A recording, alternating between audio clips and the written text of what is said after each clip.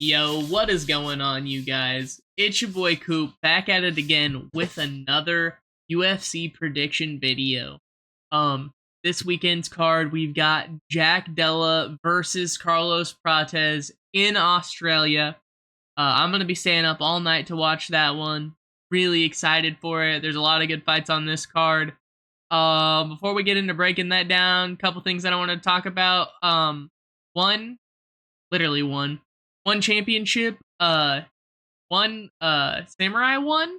Damn, that's a lot of one. But one samurai one just ended a couple days ago, and that event was absolutely fire. I wish I would have made a prediction video about it, but I didn't actually realize that it was so close. I've been dealing with a lot of shit with school and just a lot of papers and shit to turn in, so I haven't been super tapped in, but um I stayed up all night to watch that shit, and that was a 10 out of 10 banger card. There was so many good fights on it. My goat Takaru pulled through. TKO's Rod Tang, absolutely crazy. Um, Retires as the champ, just beautiful. Love Takaru, my favorite kickboxer of all time. So just it was perfect. It was a great card. Glad that he gets to end his career on a super high note like that. Um, Sadly, Yukioza lost our goat, but you know, he had a really good fight with Jonathan Haggerty, and he'll definitely be back. So no reason to sweat it. The kid's great. Um, Other than that, one more thing that I wanted to add is that the boxing card this weekend, Inoue versus Nakatani, that fight is super big. That's awesome. I'm definitely gonna watch that as well. I don't watch a ton of boxing. I try to watch all the big cards and stuff, but I'm not as tapped in on that as like MMA or kickboxing. I don't watch every card, but I will definitely be watching that. That's so sick. I would say if I was gonna do a pick right now, here's my pick for that. I'm going Inoue. I think he's just too well experienced and he's done too much. I just don't see him losing, but if Nakatani does it, more power to him. Those guys are both great. Anyways, moving on to the actual content of the video. The prelims, we've got first Dom Marfan versus Cody Steele.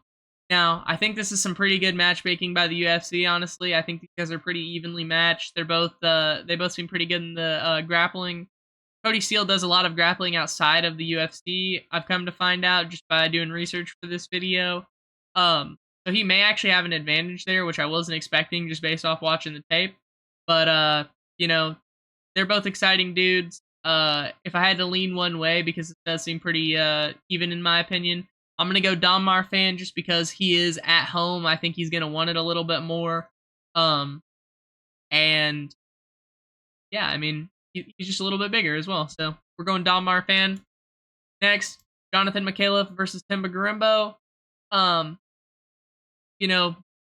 This may just be a vibes pick. I don't know if you can really call it a vibes pick because Timba Garimbo isn't the greatest. He's kind of a one-on-one warrior. But Jonathan McAuliffe, his last fight against Oban Elliott, that come from behind, just grit your teeth and just find the submission just through pure heart, honestly, because he was getting beat up pretty bad. I mean, he was in there, but he was getting beat up. That it makes me just like the guy. I think that he's gonna do well, and I can see him beating somebody like Timba. Timba is not exactly the cream of the crop in my opinion. So yeah, I'm going Jonathan McAuliffe.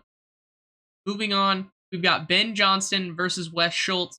Now, I didn't know a lot about Ben Johnson before this card, before he was on this card, but I just looked into him, and the dude is a former WBC Muay Thai world champion. Not only that, but of his 5 wins that he has in MMA, 3 of those are by submission, if I'm not mistaken. And so he just seems like he's going to be super duper well rounded. He's bigger than Wes Schultz. Less reach though, but I just don't see that being as much of a problem for him since he's gonna be the better striker on the feet just with that Muay Thai background. And I could see this guy, maybe having like a little highlight here against Wes Schultz, especially after Wes Schultz just lost badly to Damian Penis. Shout out D Penis. We're picking Ben Johnston. Moving right along. Colby Thickness versus Vince Morales. Colby Thickness looked pretty good against Alexandre Topuria. Vince Morales, he's another just kind of back and forth one-on-one warrior. I don't rate him that great. I think Colby Thickness is better than him, and I think he'll beat him. Not much else to say about that. Moving on. GM3 versus Jacob Malkoun. Malkoun's on a 2-fight win streak. He just beat Torres the Blob Fenny. And took his O. GM3, one of the craftiest of crafty vets. He's also just quite a bit bigger in this fight. And I don't know. I just, for some reason, I just can't see Malkoun beating GM3. Like this seems like one of the guys that GM3 is just gonna craft it up on and just either sub or just win a decision. So I'm going GM3. Moving on. Junior Taffa versus Kevin Christian. I think that this is gonna be a stand-up battle.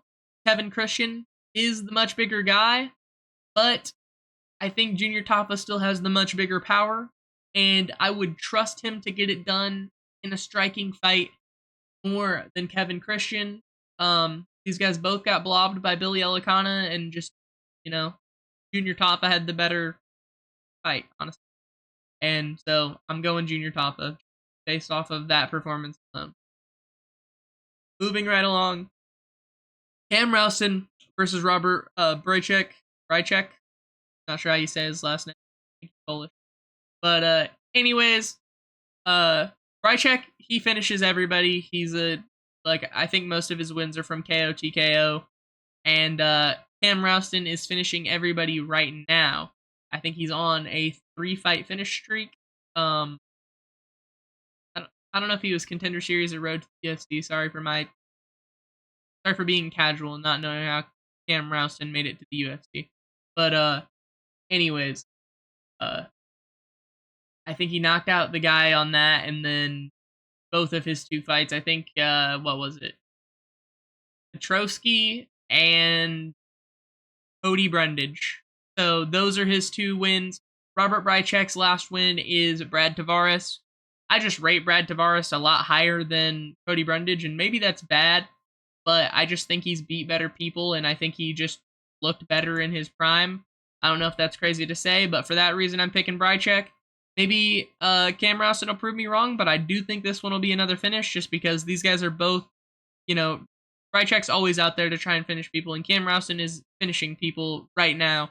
He's on a streak. He's hot. He's going to be trying to, sling his gun. So I think somebody's going out in that fight, and I think that's going to be a fun one. Opening up the main card, we have Bam Bam Tuivasa versus Louis Sutherland. I think that the UFC were kind of trying to throw him a bone with Sean Sharaf. But I think Louis Sutherland is a harder fight, but I do think that this is the type of guy that Tuivasa is going to beat. Brando, right up next on the card, was able to put him out, and I just think that Ty is even more powerful than Brando, and he's just, they're the same size. They're basically the same dude. Louis got a little bit more of reach, but I think Ty's going to use his reach better. And I see him winning by KO here. And honestly, I'm kind of just hoping for it. Maybe I'll do a shoey with him. See. Next fight on the card, we have Shamil Gaziev versus Brando Pericic. Now, one thing about this fight, that's kind of, I guess, making me kind of fence it a little bit is that Shamil usually does well against the guys that aren't going to make it up into the top 10, the top 5, top 7 guys in heavyweight. He usually just kind of blobs them. He beats them up. He outboxes them. And I'm just not sure if Brando Pericic is that or not. Like, just by looking at him, I can't tell if he passes that test or not. But based off of his Louis Sutherland performance, I'm going to go ahead and say that he just doesn't fit that criteria, and that Shamil is going to be able to beat him. And who knows? We may even see Shamil Gaziev get a finish in the fight. But either way, I think it's gonna be a fun one. Uh, every blob fight is fun. Jamil has bangers, man, and I know bangers. Moving on, Marwan Rahiki versus Ollie Schmid. Um, Rahiki just absolutely brutalized Harry Hardwick, which made me sad. Love Harry, love the Hardwick brothers, but yeah, he absolutely destroyed his legs, destroyed his jaw, like one of the worst jaw breaks I've ever seen. That dude's mouth is still wired shut. It's crazy. Um, 8-0 versus Ollie Schmid. Um, didn't know much about Schmid. Pretty sure he's coming in on pretty short notice, and it seems like he's just kind of um a regional guy in the Australia scene that's coming on a 2-fight win streak. Nothing crazy. I think Marwan Rahiki is gonna get a pretty flashy finish here. There's a good chance of that, and I think that that's going to uh you know, at least seal Ollie Schmid's ticket to the US. Good on the kid. Make it.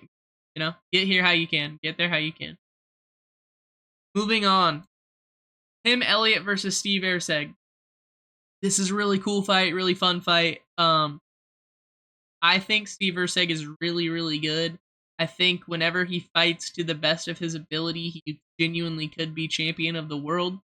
It's just he seems to start slow, from my opinion, and he also just it's like he has his days, basically.